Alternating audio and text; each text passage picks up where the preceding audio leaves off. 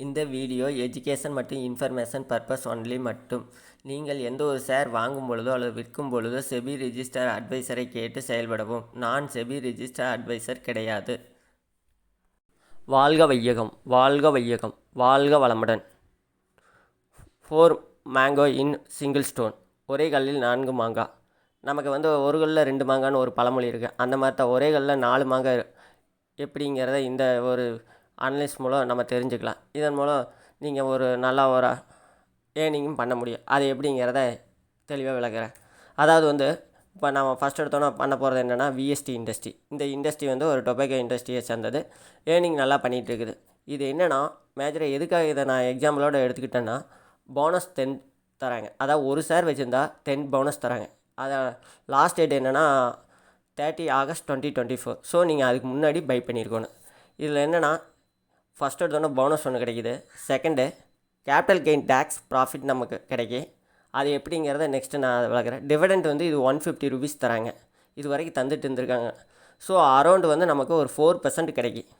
அதுக்கு அடுத்தது பார்த்தா குட் க்ரோத் இருக்குது. என்னென்னா நம்ம இது கேபிட்டல் கெயினை இது பண்ணுறனால, ப்ராஃபிட்டை இது பண்ணுறனால அடுத்து 1 இயர் ஹோல்ட் பண்ணாலே அந்த லாங் டேர்ம் கேபிட்டல் கெயின் மூலம் அந்த 20% டேக்ஸை நம்ம இது பண்ணிக்கலாம், ப்ராஃபிட்டாக மாற்றிக்கலாம். அதுக்கடுத்து ஆக்சுவல் க்ரோத். இந்த கம்பெனிக்கான ஆக்சுவல் க்ரோத் இப்போ கரண்ட்டாக வாங்குறது நல்லதா இல்லை கெட்டதா? ஏன்னா சும்மா நம்ம போனஸ் கொடுக்குறவங்க வாங்கினா மட்டும் ப்ராஃபிட் ஆகாது.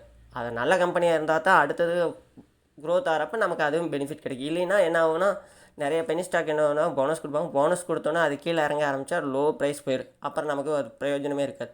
நம்ம இன்வெஸ்ட்மெண்ட் போனஸ் ஷேரில் இன்வெஸ்ட்மெண்ட் பண்ணுறப்ப அது நல்ல கம்பெனியான்னு பார்த்தும் இன்வெஸ்ட்மெண்ட் பண்ணணும். இது எப்படின்னா உங்களுக்கு போனஸ் வாங்கினா கேபிட்டல் கெயின் டேக்ஸ் ப்ராஃபிட்னு நான் சொல்லியிருந்தேன். அது எப்படிங்கிறத இதோ இங்கே விளக்குறேன். ஃபார் எக்ஸாம்பிள் நான் வச்சுருந்த ஒரு ஸ்னோமேன் லாஜிஸ்டிக் 1300 குவான்டிட்டி 42 ரூபாய்க்கு வாங்கியிருந்தேன். நான் இன்னொன்று 83 ரூபாய்க்கு செல் பண்ணேன். அப்போ ப்ராஃபிட் எவ்வளோனா 41 ரூபா. டோட்டலாக எனக்கு ப்ராஃபிட் எவ்வளோனா 53,300 ரூபா. இந்த 53,300 ரூபாய்க்கு நான் ஆல்மோஸ்ட் 54,000 ப்ராஃபிட் ஏர்ன் பண்ணியிருக்கேன். ஆனால் இதுக்கு நான் டேக்ஸ் பே பண்ணேன்னா எவ்வளோ வரும்னா ஆல்மோஸ்ட் 10,500 ரூபீஸ். அதாவது 10,660 ரூபீஸ் நான் டேக்ஸ் பே பண்ணணும். ஆனால் நான் இதை அவாய்ட் பண்ணுறதுக்காக என்ன ஒன்றுன்னா, விஎஸ்டி இந்த இண்டஸ்ட்ரி நல்ல கம்பெனி, நல்ல இதுன்னு எனக்கு ஆல்ரெடி நான் அனலைஸ் பண்ணிட்டு இருந்த போர்ட்ஃபோலியோவில் நான் ஹோல்ட் பண்ணிகிட்டு இருந்தேன். அதனால் எனக்கு தெரிஞ்சங்க நான் என்ன பண்ணேன், இதில் ஒரு 14 ஷேர்ஸ் மட்டும் வாங்கினேன். எவ்வளோனா 4,400 ரூபாய்க்கு வாங்கியிருக்கிறேன். ஸோ எனக்கு போனஸ் 10:1ன்னு கொடுத்தாங்க. ஸோ ஒரு ஷேர் வச்சுருந்தா 10 ஷேர், ஸோ 11 ஷேர் ஆயிடும். ஆஃப்டர் போனஸ்க்கு அப்புறம் எனக்கு எவ்வளோ வரும்னா, நான் வச்சுருந்த 14 குவான்டிட்டிக்கு 154 குவான்டிட்டி கிடைக்கும். அப்போ ப்ரைஸ் எவ்வளவு 400 ரூபீஸ் தான். ஏன்னா உங்களுக்கு இப்போ ஒரு ஷேர் 4,400 ரூபா. அதே நீங்கள் ஆஃப்டர் போனஸ்க்கு அப்புறம் பார்த்தீங்கன்னா குவான்டிட்டி 154 ஆயிரும். அப்போ டிவைட் பண்ணிங்கன்னா டோட்டலாக 4,400 டிவைடட் பை 14 போட்டிங்கன்னா ஒரு ப்ரைஸ் என்னென்னா 400 ரூபீஸ்க்கு வந்துடும். இப்போ நான் என்ன பண்ணுறேன்னா, நான் டோட்டலாக எனக்கு 154 குவான்டிட்டி இருக்குது. இதில் நான் ஒரு 14 குவான்டிட்டி மட்டும் செல் பண்ணலான்னு முடிவு பண்ணிட்டேன். ஏன்னா ஃபஸ்ட்டு நான் பை பண்ணது எவ்வளோ 4,400 ரூபா. எனக்கு போனஸ் வந்த ஷேரை அப்படியே நான் வச்சுக்கிட்டு நான் பை பண்ண ஷேரை மட்டும் செல் பண்ணுறேன். 14 குவான்டிட்டி நான் செல் பண்ணேன்னா ஆல்மோஸ்ட் 5,600 ரூபாய்க்கு போகும். அதான் 400 ரூபாய்க்கு இப்போ ஒரு ஷேர் ஆஃப்டர் போனஸ். அதனால் நான் 14 ஷேருக்கு 5,600 ரூபா செல் பண்ணிட்டேன்.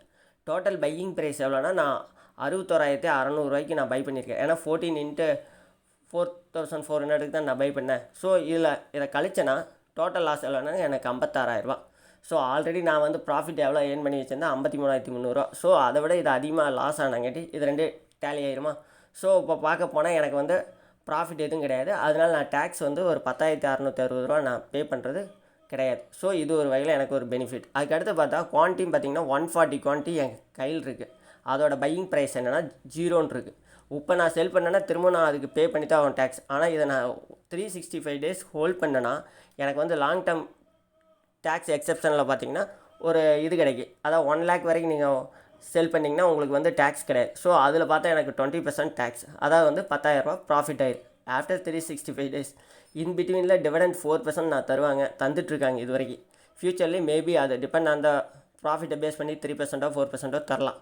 அப்படி தந்தாங்கன்னா அதில் ஒரு 2,000 எனக்கு ப்ராஃபிட், 1,960 ரூபீஸ் எனக்கு ஒரு ப்ராஃபிட் வரும். ஸோ சொல்ல போனோம்னா எனக்கு ஆல்மோஸ்ட் 12,000 எனக்கு. அப்போ 25% எனக்கு இதுலேயே ஒரு ப்ராஃபிட் நான் ஒன்றும் பண்ணல, ஒன்று செல் பண்ணேன், அந்த ப்ராஃபிட்டை இது பண்ணுறதுக்காக இன்னொன்றில் பை பண்ணி வச்சுக்கிட்டேன். இது என்னென்னா போனஸ் ஷேருங்கிறதுனால. ஸோ இந்த மாதிரி பண்ணோம்னா நம்ம என்ன பண்ணலான்னா டேக்ஸை வந்து அவாய்ட் பண்ணிவிட்டு அதையும் நம்ம ப்ராஃபிட்டாக கன்வெர்ட் பண்ணலாம். இதுக்காக தான் சொன்னேன். அதுக்கடுத்து இந்த கம்பெனி பற்றி ஒரு சின்ன அனலைஸ் பண்ணோன்னா ஒன்றே தான் சொல்லுவேன். 52 வீக்ஸுக்கு 4800 போயிருக்குது, 3100 லோ போயிருக்குது. இது அரௌண்ட் 4400ங்கிறது இப்போ கிட்டத்தட்ட வந்து ஒரு மிடில் வந்து ட்ரேட் ஆகிட்டுருக்குது. இதோட ஏர்னிங் பர் ஷேர் பார்த்தா 175 ருபீஸ். ஸோ நல்ல ஏர்னிங் பர் ஷேர் இருக்குது. ஸோ இந்த கம்பெனியை பொறுத்த வரைக்கும் நல்ல ஒரு டெபிட்டு மற்ற எல்லாம் பார்த்தோம்னா எதுவும் கிடையாது. ஸோ கம்பெனி ப்ராஃபிட் ஏர்ன் பண்ணிகிட்டு இருக்குது. இன்னொன்று என்னென்னா 6800 crores இருக்கிற ஒரு மார்க்கெட் கேபிட்டலுக்கு 300 ருபீஸ் 300 crores வந்து கேபிட்டல் ப்ராஃபிட் மட்டும் ஏர்ன் பண்ணிகிட்டு இருக்குது ஒவ்வொரு இயரும். ஸோ இது ஒரு நல்ல கம்பெனியாக நம்ம கன்சிடர் பண்ணலாம். அதுக்கடுத்து பார்த்திங்கன்னா லாஸ்ட் 5 இயர் சார்ட் எடுத்து பார்த்தோம்னா ஆல்மோஸ்ட் பார்த்திங்கன்னா ஃப்ளாட்டாக இது ட்ரேட் ஆகிட்டுருக்குது. ஸோ இதுலேருந்து இன்னும் மேலே வரதுக்கு தான் சான்சஸ் அதிகம், கீழே வர்றதுக்கு சான்சஸ் ரொம்ப கம்மியாக இருக்குது. ஏன்னா ஆல்ரெடி அக்குமுலேஷன் எல்லாமே கம்ப்ளீட் ஆகிருக்கு. ஸோ இனி ஃப்யூச்சர் இதாகிறப்ப நெக்ஸ்ட் இயர் மேபி நம்ம வாங்கினதுலேருந்து ப்ரைஸ் டபுள் ஆச்சுன்னா அப்போ டேக்ஸே இல்லாமல் வந்து அதுக்கு அப்படியே கெயினாக நம்ம இது பண்ணிக்கலாம். பை சான்ஸ் 50,000 வாங்கினோம்னா நாளைக்கு 100% ப்ராஃபிட் ஆச்சுன்னா 1 lakh வந்து டேக்ஸ் எக்ஸ்பென்ஷனில் வித்தவுட் டேக்ஸ் நம்ம அப்படியே 100% ப்ராஃபிட்டில் வெளியே வரலாம். இது ஒரு சான்ஸ். இந்த வீடியோ உங்களுக்கு பிடித்திருந்தால் சேனலை சப்ஸ்கிரைப், லைக் அண்ட் ஷேர் செய்யவும்.